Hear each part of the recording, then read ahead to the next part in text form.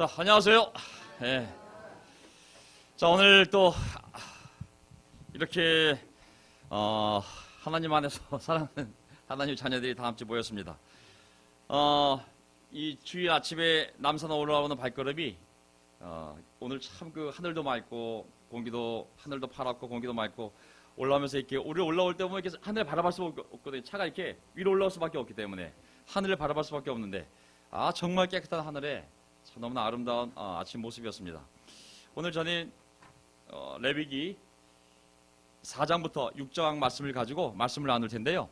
최근에 일어난 일들을 가지고 잠깐 뉴스를 나누면 지난주 금요일 날 다시 처음으로 우리 이창원 형제가 이 교회에서 큐티 모임을 시작했어요. 성경 연구 모임을.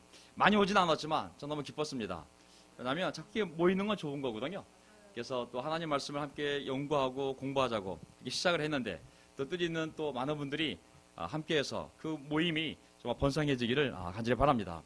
남자들은 또 동그란 공을 좋아하거든요. 또 탁구도 치고 조금 더 큰 당구도 치고 조금 더 큰 야구공도 야구 시합도 하고 또 축구 시합도 있고 또 더 큰 동그란 거 자전거도 타고 어쨌든 여러 가지 모임을 통해서 우리가 교제하고 세상에 가지 않더라도 얼마든지 이 안에서 우리가 교제하며 우리의 필요를 채울 수 있고 또 함께 기도도 하고 그런 모임이 많아지는 것에 대해서 저는 너무나 기쁘게 생각합니다.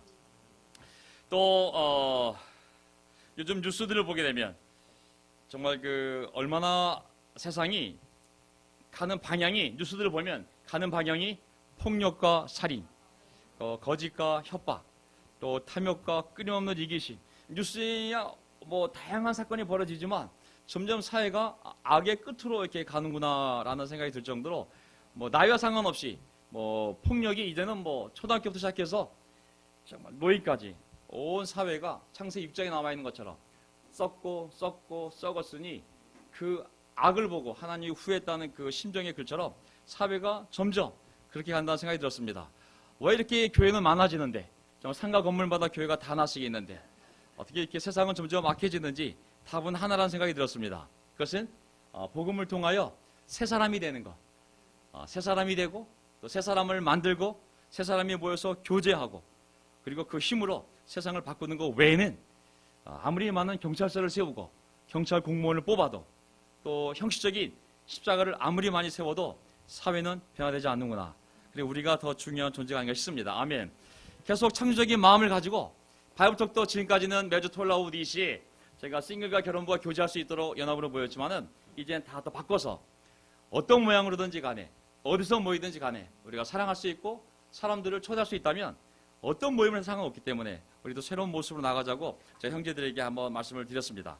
자, 이제 가을을 맞이하여 거둬들일 것은 거둬들이고 또 새로울 것은 새롭게 시작을 하는 가을이 되길 바라고요. 저는 오늘 레위기 4장부터 6장까지 내용이 정말 중요한 내용인데 그 옛날에 어떤 회장님이 나오셔서 정말 좋은 건데 어떻게 설명할지 모르겠다고 정말 좋은 건데 이러면서 그런 것처럼 하나님 말씀도 어쩔 때 보면은 정말 중요한 내용인데 우리가 모이는데 한계가 있습니다. 이 교회가 명동에 있고 집들이 다 흩어져 있고 아이들과 다 어려움이 있기 때문에 이거를 다 모아서 따로 설교 외에 이러한 클래스를 해서 기독교에 대한 진리를 더 깊이 공부하는 것은 한계가 있습니다. 그래서 제 결정이 뭐냐면 그렇게 하는 게 한계가 있구나. 그렇다면 내가 가르치고 싶은 것들을 주중과 주일날 설교를 좀 더 깊이 들어가서 이런 걸 섞어서 가르치는 것만이 내가 할 수 있는 최선이 아닌가? 그래서 설교와 티칭을 섞어서 제가 주일날 주중에 하고 있어요. 그래서 제 방향을 좀 이해하시고 오늘도 그 방향 내에서 하나님의 진리를 우리 삶과 연관시켜서 함께 공부해 보도록 하겠습니다. 오늘 저의 설교 제목은요. 그분은 우리 죄를 위한 속죄 제물이십니다. 라는 제목이거든요. 그분은 당연히 예수 그리스도 하나님의 아들 아니겠습니까? 근데 일반 사람들이 십자가를 보고 날 위해 죽었어. 내 죄가 용서받았어. 난 새로운 인생이 되었어. 라고 생각하는 걸 가지고는 하나님의 진리를 다 이해할 수가 없어요. 하나님의 진리는 2000년짜리 진리요, 5000년짜리 진리요, 창세부터 시작된 진리이기 때문에 그 깊이를 이해해야 오늘날 우리 삶에 벌어진 그 사건들을 깊이 이해할 수 있고 예수님을 더 깊이 이해할 수 있게 되거든요. 그래서 레위기 제사를 보게 되면 왜 예수님의 십자가에 피 흘림이 있고 왜 피가 튀었으며 그것이 왜 그렇게 해야만 하나님이 우리를 용서할 수 있는지에 대한 근본 바탕을 제공하는 거거든요. 그래서 오늘 레위기 4장부터 6장까지 나와 있는 속죄 제사를 통해서 속죄라는 개념, 그리고 용서라는 개념, 그리고 이것이 이루어져야지만 하나님과의 관계가 회복이 되고 하나님 관계가 회복이 돼야지만 새로운 인생이 시작될 수 있는 거거든요. 그래서 이러한 주제를 가지고 함께 제가 편집을 해서 말씀을 다 보기에 너무 많기 때문에 제가 편집을 해서 넘어가도록 하겠습니다. 그래서 요점 구절을 보게 되면 크게 4장부터 6장까지 내용을 한번 정리해 보면 죄에 대한 얘기가 나오거든요. 주님이 하나님이 하지 말라고 명령한 것을 하나라도 하면 그게 죄가 되는 겁니다. 기준은 부모님 말씀도 아니고 그 나라의 법도 아니고 문화도 아니고 하나님이 정해놓은 것, 그게 율법이거든요. 그것을 하나라도 어기면 그게 죄가 되는 겁니다. 죄가 되게 되면 하나님 관계가 멀어질 수밖에 없습니다. 멀어지는 것뿐만 아니라 죄는 오염을 시키거든요. 똥이 하나 떨어져 있으면 똥이 무서운 게 아니잖아요. 냄새가 풍기고 그 위에 벌레가 모여들고 미관상으로도 안 좋고 그리고 독이 퍼지기 시작하거든요. 죄는 오염을 시키거든요. 자기 자신의 마음, 영혼, 육체, 관계, 공동체까지 오염을 시키기 때문에 반드시 그 죄가 용서받아야 되거든요. 그 방법 하나밖에 없어요. 두 번째, 제사장이 이렇게 죄를 속하여 주면 죄를 속하다 뒤집으면 속죄가 되잖아요. 그렇죠? 그들은 용서를 받는다. 용서를 받으려면 반드시 속죄라는 과정이 필요하거든요. 그런데 속죄 과정은 사람들 마음으로 정할 수 있는 것이 아니라 하나님이 정해놓은 제사장, 하나님이 정해놓은 제물, 하나님이 정해놓은 절차에 의해서만 속죄 과정이 일어나야 됩니다. 그때 그것이 합법적으로 이루어졌을 때 드디어 하나님은 그 사람의 죄를 완전히 용서하는 거거든요. 그때 3절, 오늘 구원이 이 집에 이르렀다. 삭개오의 집에 구원이 이른 것처럼 진정한 구원이 그 사람의 마음에, 영혼에, 삶의, 관계에, 공동체에 일어나는 거거든요.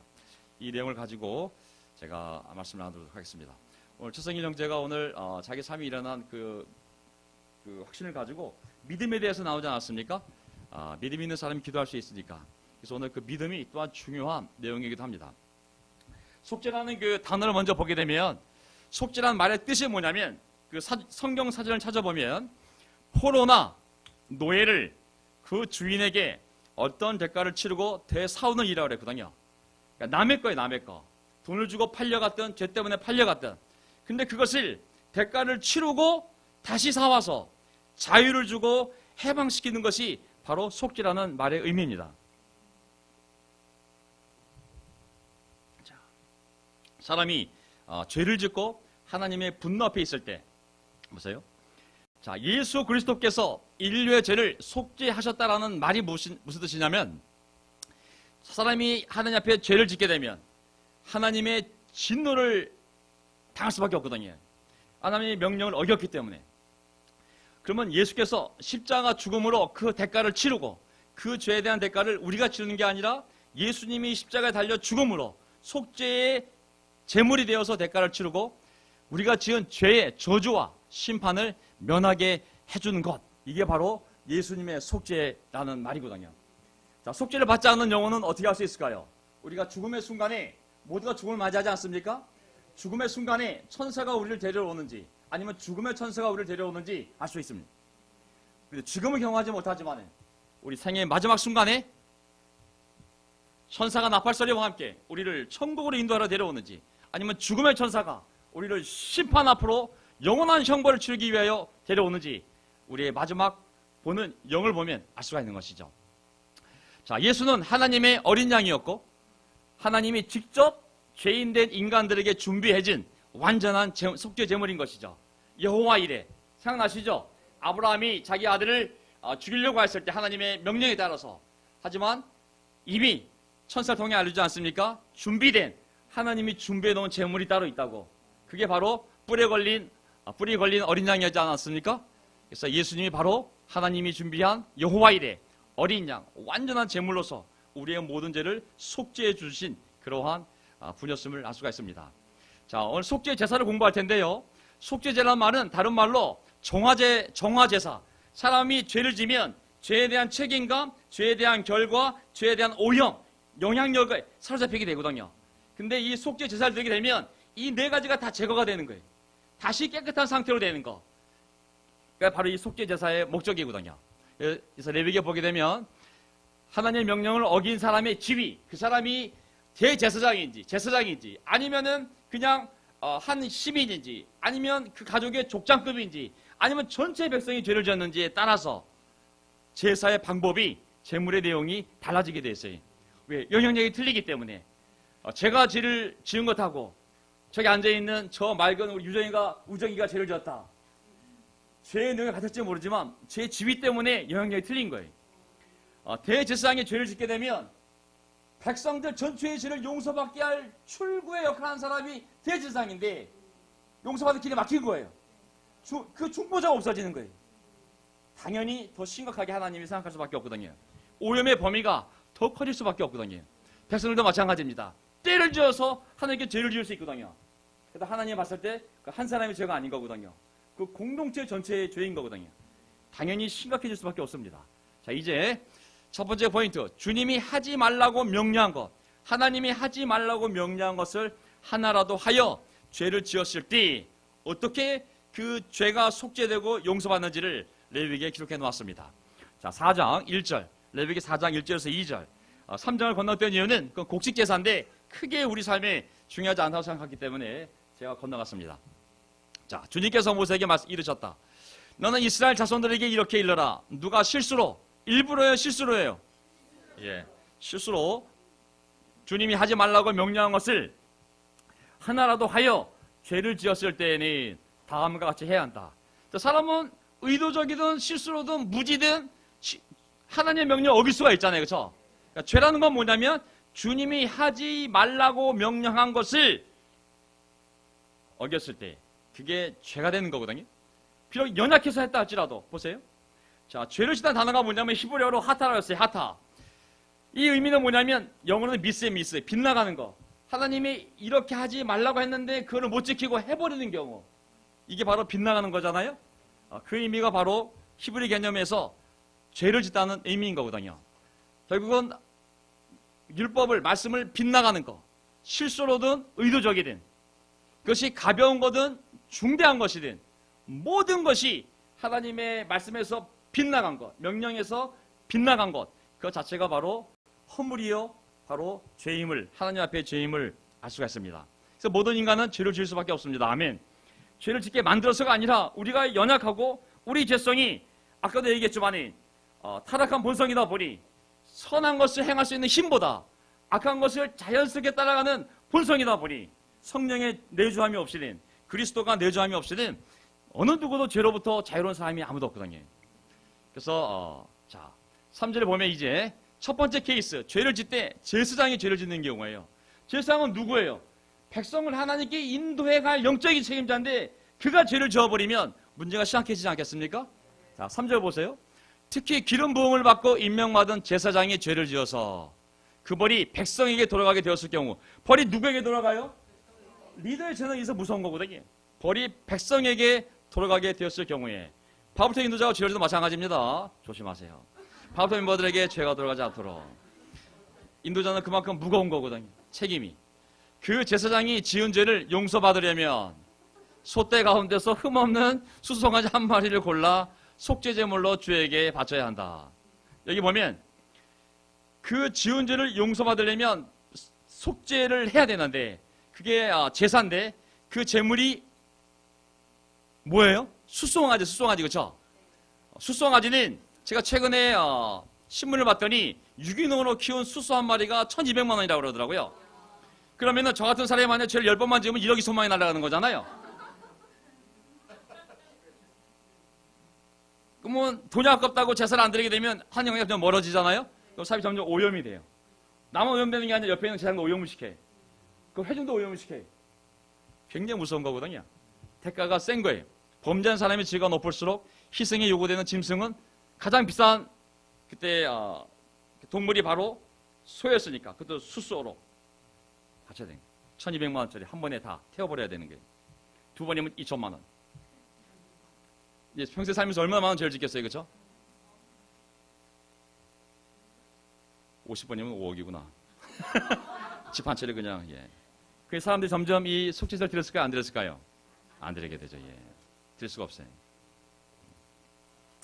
4절, 13장. 이스라엘 온 회중이 실수로, 이거 다 실수입니다. 이거 악이 있는 거 아니에요. 우리가 연약해가지고 모르고 정말 부지간에 정말 실수로 함께 책임을 져야 할 잘못을 저지르면 그럴 수 있거든요. 온 회중이 모세에게 대들어듯이 다 함께 하나님 앞에 죄를 질 수 있거든요. 함께 책임을 져야 할 잘못 저지르면 그것은 비록 깨닫지 못했을지라도 죄가 된다. 깨닫지 못했다고 죄가 된다. 최근에 감자 사건이 난리예요. 옥상에서 누가 감자를 떨어뜨렸어요. 20층에서. 근데 어떤 이유인지 모르겠지만 20층에 떨어진 감자 하나에 떨어지는 거는 뭐냐면 해머로 한 10kg 되는 해머로 사람 머리통과 똑같다 그랬거든요. 그러니까 차가 찌그러진 거예요. 감자 하나인데도 차체가 찌그러질 정도였거든요. 던진 만약에 할머니 한 분이 졌잖아. 나 몰랐어. 그게 이렇게 무거울 줄은. 나 그냥 뚝 던진 것뿐이야. 죄가 없는 게 아니거든요. 사람이 맞으면 죽을 수 있잖아요. 그렇죠? 비록 깨닫지 못했을지라도 죄가 된다고. 왜? 그것은 하나님 명령에 분명히 하지 말라고 되어 있는 것들을 했다면 그것은 내가 몰랐다 할지라도 죄가 된다고. 그때는 소가 아니라 좀 약해졌어요. 송아지. 새끼 레벨로 좀 내려갔어요. 그렇죠? 그 다음에 4장 22절 최고 통치자 그 집안의 족장 뭐 존 리더급이라든지 리저 인도자급이라면은 실수로 나주 하나님의 하지 말라고 명한 것을 하나도 어겨서 그 허물로 벌을 받게 되었을 경우에는 염소가 더 떨어집니다. 그 다음에 평민 가운데서 27절 한 사람이 실수로 나 주가 하지 말라고 명한 것 가운데 하나를 어겨서 그 허물로 벌을 받게 되면 용서 안 받으면 벌을 받는 거잖아요. 빨리 속죄하라고. 뭐로? 암양으로. 점점점점. 그러면 너무 가난해. 전요 정말 속죄를 해서 용서받고 싶고 하나님과 관계를 회복하고 싶은데 전 너무 가난해요. 아시잖아요. 시장 보면 6개월 됐어요. 그래도 죄는 해결이 되잖아요. 가난한 자들은 산비둘기나 집비둘기 새끼 2마리. 근데 어떤 사람이 이거보다 못해. 전 더 가난해요. 전 정말 국민연금으로 사는 사람이에요. 이보다 못한 자들은 고운 가루, 밀가루, 에바 10분의 1, 약 2리터쯤 돼, 2리터. 콜라 한 병이 1.5리터잖아요. 거기에 밀가루 가루, 속죄 제물로 드려야 했다. 모든 사람은 다 자기 죄에 대해서 하나님 앞에 속죄돼야 되고 용서받아야 되는 것이죠. 받지 않으면 하나님의 무서운 진노, 무서운 심판이 있기 때문에. 따라서 모든 백성으로 하여금 속죄의 은혜를 받게 하시려는 하나님의 자비로운 배려로 정말 소, 송아지, 양, 염소 그것도 없어? 비둘기 2마리 그것도 없어?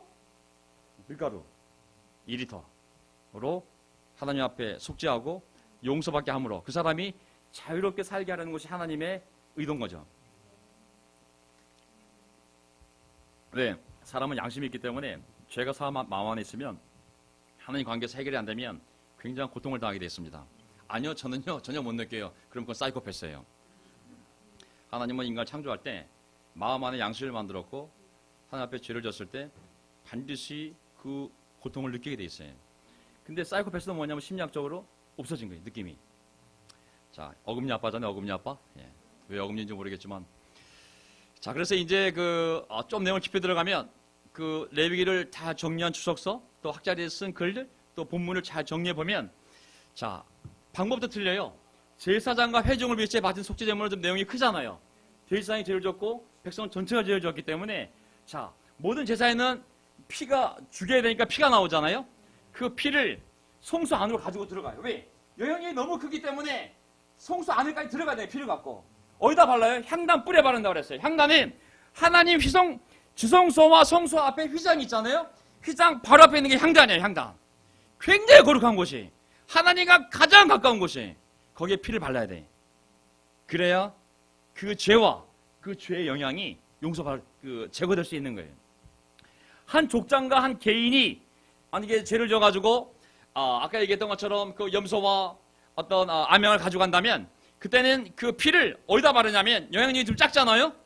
그 바깥에 성소 바깥에 있는 번제단 네 뿔에 바르게 돼 있어요.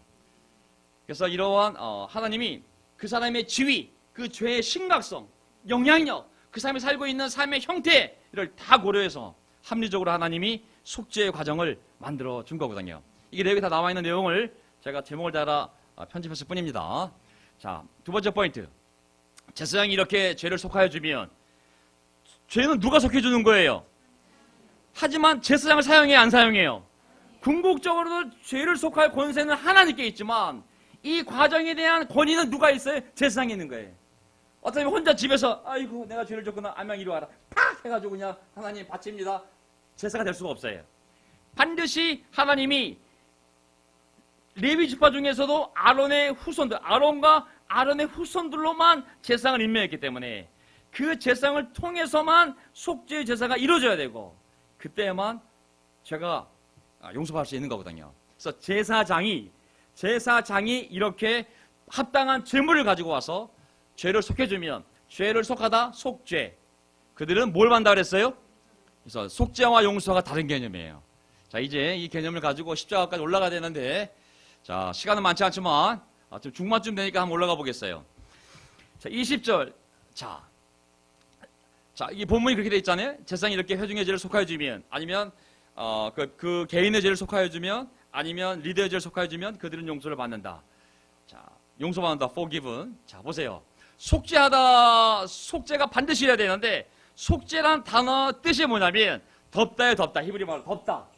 아주 역청 알아요, 역청. 아스팔트 까는 그 역청 있죠, 역청. 그 역청 덮어버리면 보여요, 안 보여요? 냄새도 안 나고 보이지도 않고 완전히 시야에서 사라지게 돼, 하나님 시야에서.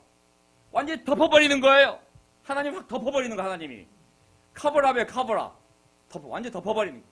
하나님께서는 죄진 사람이 받아야 할 형벌을 대신하여 동물 죽게 하심으로써 사람의 죄가 하나님의 시야에서 완전히 가려지게 하시고 죄에 대한 하나님의 진노를 걷어들이신다. 그러면서 그 죄책감, 죄의 오염, 죄의 영향력, 결과까지 다 제거해버리는 것이 바로 속죄입니다. 속죄. 속죄가 굉장히 중요한 거예요. 속죄. 반드시 죄 다음엔 속죄가 일어나야 됩니다. 아멘. 지금도 이 원리는 우리에게도 마찬가지예요. 그래서 십자가와 그 보혈이 필요한 겁니다. 예. 그러면 속죄가 이루어졌으면 그 다음에 하나님과 나 사이에 용서가 이루어지는 거예요. 용서와 나는 살라흐란 나예요. 살라흐. forgive란 영어 있잖아요. 그렇죠? 자, 그 의미가 뭐냐면 누군가 나에게 잘못을 범했을 때 그에 대한 분노가 생기잖아요. 우리가 하나님의 명령을 어기게 되면 하나님 권위에 대한 도전이요. 그래서 하나님에 대한 도전이기 때문에 하나님의 분노를 불러일으키는 거거든요. 하지만 그 분노를 멈추고 더 이상 그에게 형벌을 가하기를 원하지 않는 것. 그게 바로 용서예요. 이거는 옥스퍼드 영어 사전에 나와 있는 거를 제가 한국말로 번역을 한 거예요. 옥스퍼드 영어 사전을 보게 되면 물론 이게 영어로 되어 있겠죠. 하지만 이런 의미가 용서인데 왜 용서가 됐냐면 앞에 속죄를 했기 때문에 이 마음이 생긴 거예요. 그냥 용서 이루어지지 않아요. 어떤 사람이 따기를 딱 때렸어요. 그 때린 사람이 미안해. 용서될 수가 없어요. 그 잘못에 대한 속죄가 이루어져야 내 마음속에 이런 마음이 생기는 거예요. 내가 분노가 멈춰지고 더 이상 그에게 형사고발하지 말아야지. 그런 마음이 생기는 게 바로 용서인 거거든요. 자, 왜? 앞에 속죄가 이루어졌기 때문에. 우리가 이제 속죄 배울 것 좀 이따가. 자, 하나님께 인간이 죄를 져요. 제가 만든 표현을 보세요. 그러면 어떤 일이 벌어져요? 죄책감이 벌어지고 죄의 영향력 때문에 하나님 관계가 무너지기 시작하면서 오염되고 무서운 하나님의 진노의 대상이 되는 거예요. 그럼 반드시 인간은 뭘 해야 돼요? 하나님께 제사를 드려야 되는 거예요. 제사장과 제물 있잖아요. 그렇죠? 속죄의 제사를 구약 시대를 보면 속죄의 제사를 드려야 되는 거예요. 그때 제사장이 반드시 있어야 되고 제물이 있어야 되는 거예요. 합법하게 이루어졌으면 속죄가 일어나는 거예요. 속죄가. 일어났어요? 안 일어났어요? 속죄가 있은 다음에 용서가 일어나는 거거든요. 하나님의 용서는 사람의 용서와 틀려요. 사람의 용서는 아유 저걸 하다가 분노를 멈추고 충분히 난 속죄했지 보상했지 그래 그러면 침착하자. 그래 내가 그냥 더 이상 고소도 안 하고 그냥 업동을 해줄게. 그래 그냥 여기까지가 인간의 용서예요. 그렇죠? 하나님의 용서는 달라요. 더 나아가요. 어디까지냐면 자기에게 죄를 저지른 그 대상을 완전히 회복시키고 관계를 그리고 그 사람을 완전히 새롭게 해주고 죄책감에 불안함에 두려움이 있을 거 아니에요? 그걸 완전히 새롭게 해주고 더 나아가서 너 죄 없어. 너 나랑 좋은 상태야. 의로운 상태까지 만드는 게 하나님의 용서예요. 그러니까 사람의 용서는 용서해줘도 다시는 말 아프나 봐라 하고 돌아서면 안 보잖아요. 그렇죠? 용서해줘도 말로는. 하나님 그런 분 아니에요. 하나님의 용서는 완벽한 용서예요. 역청으로 덮어버리고 죄로부터 냄새도 안 나고 보이지도 않고 하나님이 기억도 하지 않으시고 완전히 새로운 관계. 그리고 넌 거꾸로 죄인이 아니라 나랑 좋은 친구고 내 자녀고 내 백성이고 난 너에게 복을 줄 거야. 여기까지가 하나님의 용서인 거거든요. 그러니까 어떤 죄를 졌어도 하나님은 우리를 이렇게 만드는 거예요. 우리가 진정코 속죄하면 하나님 우리를 용서하시되 완전히 회복시키고 완전히 새롭게 해주고 완전히 새로운 힘을 주셔서 새로운 삶을 살 수 있도록 만드는 게 하나님의 용서인 것이죠. 아멘. 그래서 하나님의 용서가 필요한 것이죠. 그래서 시편 32편에 보게 되면 시편 32편에 행복하여라 죄를 용서받고 잘못이 어떻게 된 사람? 덮여진 사람. 죄는 forgive, 그 허물은 forgive 되고 또한 덮여졌잖아요. 주님께서 허물을 헤아리지 않고 더 이상 생각이 없어져. 하나님 마음에 이 기억에 그 죄가 기억이 안 나는 거예요. 그 얼에 거짓이 없는 사람. 제가 입 밖에 내지 않으려 했더니 나날이 신음 속에 저의 뼈들이 말라들었습니다. 하나님 관계에서 죄가 해결이 안 되면요, 우리 양심이 있기 때문에 엄청난 고통을 당하게 돼 있어요. 엄청난 고통을. 근데 하나님 그걸 용서해 줬을 때 다윗이 바세바 간음한 다음에 엄청난 고통 속에서 그 남편을 죽여야만 했고 그 음행을 숨기기 위해서 거짓말을 해야 됐고 남편을 죽여야 했잖아요. 점점점 코너로 정말 고통스러운 코너로 몰려갈 때 하나님께 용서를 받은 거예요. 아, 행복하여라. 죄를 용서받고 잘못이 덮여진 사람. 아, 행복하여라. 하나님이 내 죄를 더 이상 생각하지도 않네. 아, 행복하여라. 이 고통 속에서 내가 벗어나다니. 그게 저의 세례의 의미였고 또 제 고백에 의한 하나님의 용서의 의미인 것이죠. 아멘. 나오잖아요. 용서하고 덮여지는 것. 자, 속죄제사는 피가 필요하잖아요. 피가, 그렇죠? 피를 흘려야 되고 뿌려진 피가 발라져야 돼요. 묻어야 돼요. 뿌리면 이게 묻게 돼 있어요. 사람이 죽으면 피가 흐르고 그 피가 그 죄에게 묻혀져야 되는 거예요. 발라져야 되는 거예요. 뿌려져야 되는 거예요. 그래서 보면은 히브리서 9장 19절을 보게 되면 보세요. 모세가 율법을 따라 모든 계명을 백성에게 말한 뒤에 물과 붉은 양털과 우슬초와 함께 송아지 피와 염소 피를 취하여 언약책과 백성에게 어떻게 했다고 그랬어요? 묻어야 되는 거예요. 묻어야. 그 피의 효력은 그 대상에게 묻혀야 되는 거예요. 피를 뿌린 거예요. 9장 22절 히브리서 율법에 따르면 거의 모든 것이 피로 깨끗해지고 피를 쏟지 않고서는 피를 흘리지 않고서는 죄의 용서가 이루어지지 않습니다. 아멘. 반드시 피를 흘려야 되는 거예요. 그래서 그 피가 묻어야 되는 거예요. 그 사람에게 뿌려져서 닿아야 되는 거예요. 그때 그 죄와 죄책감과 죄의 영향력과 오염이 제거되는 거거든요. 그 사람의 영혼에서, 그 사람의 관계에서, 마음에서, 삶에서. 자, 우리도 세례받을 때 어떤 일이 벌어졌을까요? 히브리서 10장 22절에 보게 되면 그러니 진실한 마음과 확고한 믿음을 가지고 하나님께 나아갑시다. 왜? 우리는 그리스도의 피를 보세요. 우리의 마음은 그리스도의 피가 뿌려져. 피가 어떻게 됐다 그랬어요? 우리 마음에 피가 뿌렸다고 그러잖아요. 악에 물든 양심을 벗고 깨끗해졌으며 우리의 몸은 맑은 물로 말끔히 씻겨졌습니다. 이제 깨끗해졌으니 하나님께 나아갈 수 있는 거예요. 수많은 죄로 내가 오염될 때는 거룩한 성소에 들어갈 수도 하나님께 기도할 수도 말씀을 빌 수도 없는 상태가 되지만 예수님의 피가 뿌려지면, 우리 마음에 뿌려지면 우리는 그 양심이 깨끗해져서 담대하게 하나님 앞에 거리낌 없이 나가서 기도할 수 있고 아버지라 부를 수 있고 그리고 부탁할 수 있는 것이죠. 아멘. 언제 그리스도의 피가 우리 마음에 뿌려졌을까요? 세례 받을 때 믿음으로. 오늘 형제가 설교했잖아요. 믿음으로. 예수님 피는 2000년 전에 십자가 살린 피잖아요. 그 물리적인 피는 사라졌어요. 그 영적인 피가 내 믿음에 뿌려지는 거, 발라지는 것은 언제냐면 믿음이에요. 믿음. 그래서 믿음이 중요한 거예요. 세례 형식이 중요한 것이 아니라 정말 믿음이 중요한 거예요. 믿음.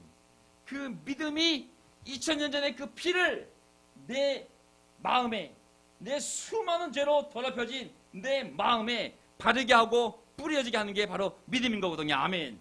그러니까 믿음이 얼마나 중요한지 아시겠죠? 믿음이 없으면 아무 소용이 없어요. 아무 영적인 진리가 내 삶에 일어나지 않는 거거든요. 그래서 반드시 세례받기 전에 우리가 뭘 확인해요? 믿음을 확인하잖아요. 믿음을. 예수님의 부활을 믿는지, 그리고 예수님이 하나님임을 믿는지 고백을 통해서 믿음을 증거하게 하잖아요. 그렇죠? 그리고 세례를 주는 3장 19절 성경에 대한 내용은 다 이 내용이에요. 자, 그러므로 여러분은 회개하고 돌아와서 뭘 받으라고 그랬어요? 죄 씻음을, 죄 용서를 받으라고. 왜? 예수님이 십자가 위에서 속죄 제사를 완벽하게 일어났으니 이젠 양의 제사도 아니요, 소의 제사도 아니요, 밀가루 10분의 1의 마도 아니요, 산비둘기도 아니요, 오직 하나님이 준비해 놓은 완벽한 하나님의 어린 양 속죄 제물인 예수님에 의한 속죄제가 완벽히 이루어졌으니 누구든지 믿기만 하면 그 제사로 말미암아 내 죄가 용서받을 수 있는 거거든요. 네가 할 일은 회개할 일이라고. 예수를 믿으라고. 그때 세례받을 때 너의 죄가 완전히 씻음 만나는 거예요. 그렇죠? 그러면 주님께로부터 새롭게 되는 때가 올 것이며, 새롭게 되는 게 뭐예요? 리프레싱이에요. 리프레싱. 완전히 새롭게 해주는 거예요. 정말 그 죄로 찌들었다, 정말 그 삶, 그 증오와 절망과 울분과 분노와 심판하려는 마음과 그 온갖 더러운 생각과 추잡한 그 행동과 추잡한 생각과 정말 해결할 수 없는 엄청난 30년, 40년, 50년, 60년 된 죄덩어리를 하나님이 리프레싱 다 없애버리고 새 마음을 주시는 거거든요. 저는 그거를 30살에 경험을 했어요. 물론 그 전에 교회를 다녔죠. 하지만 진정한 회개를 통해서 정말 내 삶이 완전히 새로워지는 그 때가 제 삶에 온 것이죠. 그리고 그 이후로 이 새로운 길을 새 사람으로 걸어온 것이죠. 아멘. 물론 많은 죄가 있었죠. 하지만 그때마다 우리가 하나님 앞에 고백하고 또 함께 기도하면서 그런 리프레시한 과정이 있었기 때문에 오늘 이 자리에 여러분과 제가 있는 줄 믿습니다. 아멘. 그래서 제사장이 중요합니다. 왜? 레위기 5장 13절 제사장이 이렇게 어떤 사람이 위해서 말한 것 가운데 하나라도 거슬러 지은 죄 때문에, 어떤 것 하나라도 거슬러 지은 죄 때문에 그를 위하여 속죄 제사를, 속죄 예식을 거행하면 그는 용서를 받는다. 제사장 중요합니다. 아멘. 우리의 제사장은 누구예요? 우리의 대제사장은 예수 그리스도 한 분밖에 없거든요. 예수님 없이는 어느 인간도 죄를 용서받을 수가 없어요. 어느 누구도 어떤 선행을 많이 해도 절대 용서받을 수 없어요. 반드시 대제사장인 예수님을 통하여 우리가 하느님 앞에만 용서를 받을 수 있는 거예요. 속죄가 이루어지고. 마태복음 9장 6절 인자가 땅에서 죄를 용서하는 권세를 가지고 있음을 너희들이 알게 하겠다. 마가복음 2장 5절 예수께서는 그들의 믿음을 보시고, 뭘 봤어요? 믿음을 보시고 중풍병 환자에게 이 사람아 너의 죄가 용서받았다 하고 말씀하셨다. 뭘 보신 거예요? 믿음인 거예요. 구약시대나 예수님 시대나 이 시대나 중요한 것은 우리의 믿음인 거예요. 우리가 믿음을 갖고 기도할 때 우리의 죄가 용서받을 줄 믿습니다. 아멘. 우리는 죄를 질 수밖에 없어요. 연약하기 때문에, 또 악하기 때문에 날마다 주님에 의해서 용서받아야 되는 거죠. 누가복음 7장 47절 보세요. 그 죄 많은 여인 생각나시죠? 이 여자는 많은 죄를 용서받았다. 많은 죄를 용서받았다. 48절 보세요. 누가복음 7장 48절. 그러고 나서 예수께서는 그 여자에게 말씀하셨다. 너는 죄를 용서받았다. 인생의 가장 중요한 게 뭐예요? 죄를 용서받는 것이. 우리 가운데 세례를 받지 않았거나 진정코 회개하고 예수를 주님으로 믿지 않고 자기 죄를 인정하지 않고 세례를 받지 않았다면 아직 우리는 속죄가 일어나지 않았고 예수님에 의해서 용서받지 않은 거예요. 그래서 언제 알 수 있을까요? 우리 삶도 고통스럽겠지만 우리가 임종할 때 마지막 순간 알게 될 거예요. 정확하게 천사가 나팔소리와 함께 날 데려오는지, 죽음의 천사가 나를 데려오는지 본인이 알게 될 거예요. 오늘이라는 시간이 있을 때 우리는 회개하고 세례를 받고 구원을 받아야 됩니다. 아멘. 우리 마음속에 해결하지 못한 죄가 있다면 하나님께 고백하고 그리고 의인의 기도를 받아서 반드시 죄 용서를 받아야 되는 것이죠. 속죄는 이미 이루어졌어요. 내 마음이 중요한 거예요. 속죄는 이미 예수님이 다 일어났어요. 용서 받고 싶은지 안 받고 싶은지 내 마음이 문제지 속죄가 문제는 아닌 거예요. 수영 공부 언제든지 할 수 있어요. 본인이 하고 싶지 않으면 이런 핑계 저런 핑계로 절대 할 수가 없어요. 구원은 그 사람의 마음에 달리는 것이지 하나님의 능력이 아닌 거거든요. 이미 다 준비해 놓으셨으니까. 사도행전 2장 18절 그 베드로가 대답하였다. 회개하십시오. 그리고 여러분 각 사람은 예수 그리스도 이름으로 세례를 받고 죄 용서를 받으십시오. 성령은 죄 용서 이야기. 하나님 관계가 용서돼야 되는 거. 예수님의 속죄에 의해서 죄가 용서받고 하나님과 새로운 관계, 새로운 인생을 시작하라고. 그게 바로 복음이거든요. 복음. 요한일서 1장 9절 세례받고 나서도 우리가 우리 죄를 자백하면 하나님은 신실하고 의로우신 분이셔서 우리 죄를 용서하시고. 어떻게 용서할 수 있어요? 예수님의 속죄제사가 있기 때문에, 십자가의 피가 있기 때문에 믿음으로 우리가 고백할 때 다시 우리의 양심에 그 피가 뿌려지기 때문에, 발라지기 때문에 하나님은 또 우리 죄를 용서하시고 다시 리프레시 시켜주시고 새로운 관계, 새로운 마음, 새로운 스타트를 할 수 있는 새로운 인생으로 매일 우리를 만드셔야 되는 거거든요. 우리를 깨끗하게 해주실 거라고. 모든 죄책감으로부터. 우리가 형제들이 모여서 기도하고 있어요. 아멘. 물론 혼자서 기도하는 것도 좋아요. 당연히 해야죠. 하지만 모여서 하든 다른 사람을 위해서 기도하든 놀라운 기도가 있어요. 그것은 의인의 기도거든요. 믿음으로 간절히 드리는 기도. 야고보서 5장 15절. 병든 사람을 낫게 할 것이니 주님께서 그를 일으켜 주실 것입니다. 또 그가 죄를 지은 것이 있으면 용서를 받을 것입니다. 아멘. 어떤 사람이 너무 아파요. 야고보서 5장을 보게 되면 장로 부르라고 기름 바르라고. 근데 이 아픈 사람 마음속에 죄책감이 있어요. 아, 내가 그런 죄를 져서 아픈가 보다. 근데 난 이미 죄인이야. 이미 거룩성을 상실했어. 하나님께 나갈 용기가 없어. 난 이미 이런 많은 죄를 졌고 나를 병이 왔나? 아, 나 죄 해결해야 되는데 난 이미 하나님께 나갈 수 있는 길이 막혔어. 왜? 많은 죄가 있기 때문에. 그럼 누가 기도할 수 있어요? 의인이. 형제자매가 기도할 수 있는 거예요. 의인의 기도는 효력이 있다고. 간절히 드리는 기도는 그 병든 그 사람만 낫게 할 뿐만 아니라 그 당시 지금 아닙니다. 또 그를 일으켜줄 뿐만 아니라 그가 지은 죄를 용서받게 할 수 있다고 그랬거든요. 우리의 중보 기도가 이렇게 강력한 영향력이 있어요. 아멘.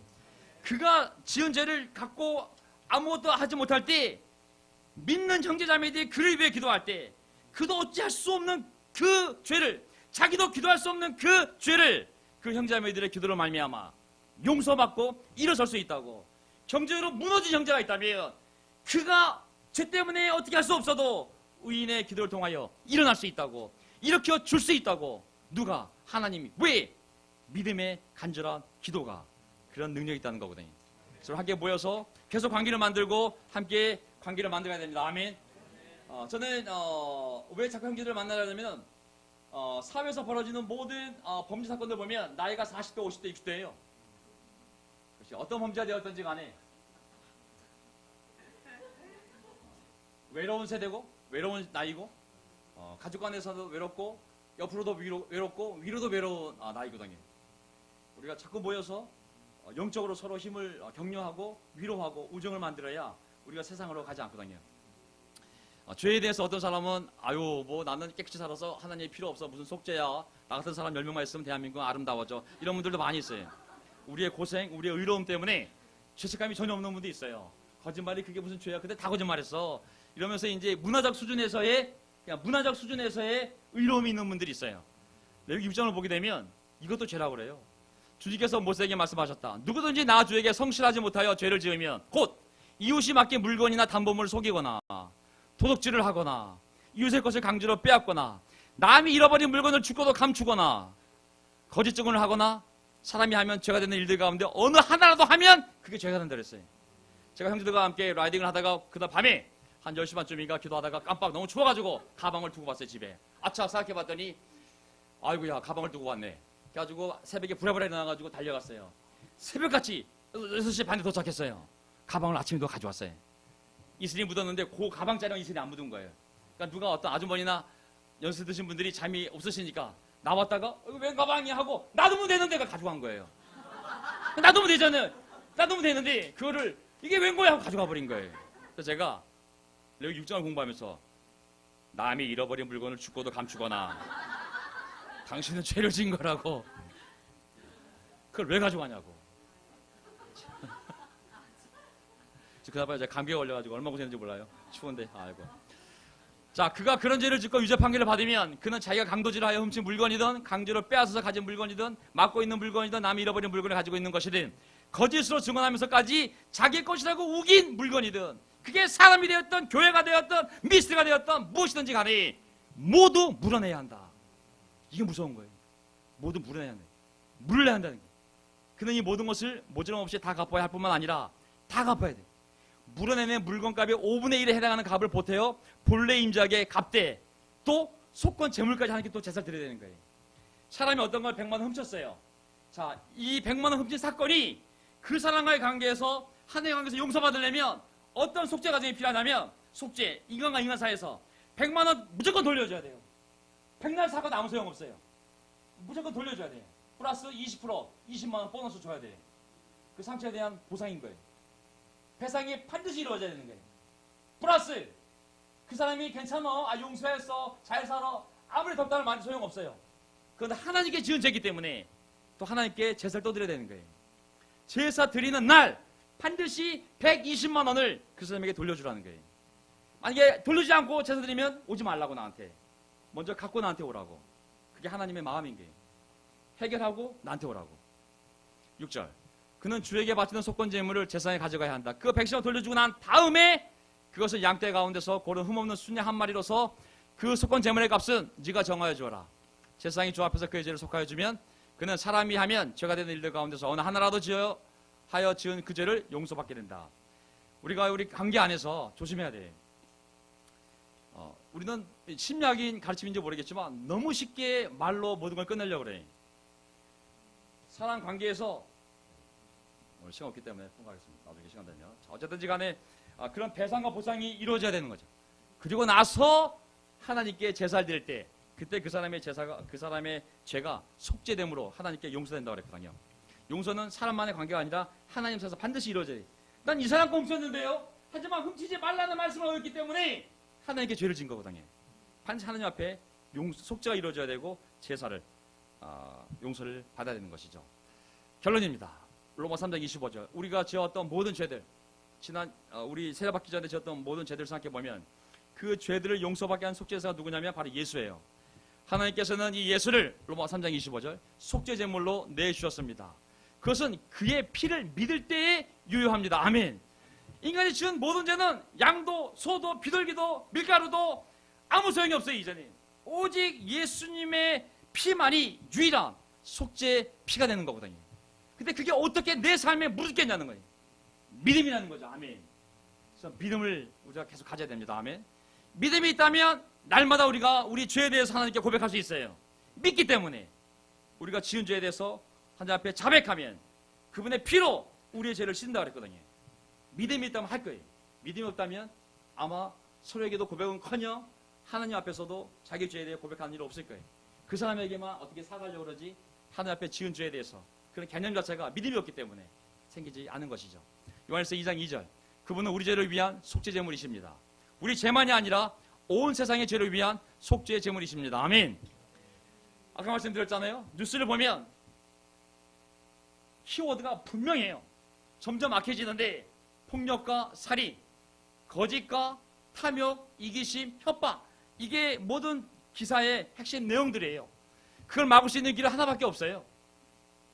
그가 하나님을 알고 하나님을 인정하고 그가 죄를 용서함 받고 그리고 새 사람이 되어서 새 사람을 만들며 사는 것, 그리고 새 사람과 함께 어울리며 사는 것, 이거 외에는 세상의 죄를 막을 길이 없어요. 아멘. 요한일서 2장 2절, 우리 죄만이 아니라 온 세상의 죄를 위한 속죄의 제물이라고 그랬거든요. 우리가 이걸 믿고 또한 복음을 전해야 됩니다. 아멘. 그래서 삭개오한테 오늘 이 구원이 너희 집에 이뤘다고 말씀하신 거거든요. 왜? 삭개오 다 알잖아요. 그렇죠? 성은 삭시 별로 안 좋지만 어쨌든 삭개오가 자기 죄가 용서받기를 바랬고 하나님 앞에 정말 자기가 이 세리로서 수많은 로마의 이 쫄딱으로서 자기 동족을 핍박하며 갈취했던 그 엄청난 부에 대해서 항상 부끄러움과 수치와 정의롭지 못한 마음이 있었는데 이걸 해결했어야 되는데 해결할 분이 하나님밖에 없었어요. 그 하나님이 예수님이라고 그건 믿은 거예요. 저분을 통해서 내가 이걸 해결할 수 있겠구나. 어느 날 삭개오가 예수님한테 어떤 얘기를 들었어요? 5절, 예수께서 그곳에 일어나서 쳐다보시고 에게 말씀하셨다. 삭개오야, 어서 내려오너라. 오늘은 내가 너희 집에서 묵어야 하겠다. 그러자 삭개오는 얼른 내려와서 기뻐하면서 예수를 모셔들었다. 너무 기뻤던 거예요. 내 마음에 그런 간절한 마음이 있었는데 딱 예수님 불러주니까 얼마나 기뻤겠어요. 그렇죠? 사람들이 그것을 보고서 모두 수군거리 말했다. 그가 저희네 집에 묵으려고 들어갔다. 필요 없어요. 8절, 삭개오가 일어나서 주님께 말했다. 주님, 보십시오. 내 소유의 절반을 가난한 사람들에게 주겠습니다. 속건제. 만약에가 아니죠. 이 재산, 내가 이거 열심히 번 건 하지만 어쨌든지 간에 잘못되게 번 거기 때문에 나 그냥 배상 하는 의미로 다 나눠주겠다고. 내가 누구에게서 강제로 빼앗은 것이 있으면 4배로 배상해 주겠다고. 바로 그 정신인 거죠. 진정한 회개의 정신인 거죠. 예수께서 그에게 말씀하셨다. 오늘 구원이 이 집에 이르렀다. 이 사람도 아브라함의 자손이다. 진정한 회개, 진정한 속죄, 진정한 용서가 이루어진 것이 바로 구원입니다. 아멘. 이 구원이 우리 삶에서 살아있기를 바라고 또 힘이 있기를 바랍니다. 여기 팀이 있습니까? 팀들 없죠? 팀들 없죠? 저는 이 구원이 제 삶에서 이루어졌고, 그리고 이 구원을 지키기 위해서 노력하고 있고, 또 이 구원을 전하려고 노력하고 있습니다. 오늘 성찬을 나눈 성일이 20년 전에 이 구원을 받고 최선을 다해 살다가 교회가 어려울 때 잠시 떠나 10년의 방황한 시간이 있었지만, 그러니까 다시 주님의 집에 돌아왔을 때 다시 구원이 그의 집에 이르렀습니다. 사랑하는 아내, 또 자녀들, 우리 모두 마찬가지 아니겠습니까? 그 구원은 나 개인이 아니라 이 집안이 이르렀다고. 이 복음은 나뿐만 아니라 우리의 온 집안, 우리 부모, 자식, 후손까지 구원하는 복음임을 기억하시고, 또 한 주 우리 마음속에 지은 죄가 있다면 하나님 앞에 진정성 있는 기도를 올림으로써 이미 속죄의 제사가 이루어졌으니 하나님 앞에 용서를 받고 새로운 인생을 시작하시고, 주위에 오늘 첫 기도한 내용처럼 절망 가운데 사는 사람이 있다면 이 복음을 전해서 하나님께 용서받고 새로운 인생을 시작할 수 있는 길을 우리가 열어주는 한 주가 되기를 바라면서 설교를 마치겠습니다. 아멘. 예.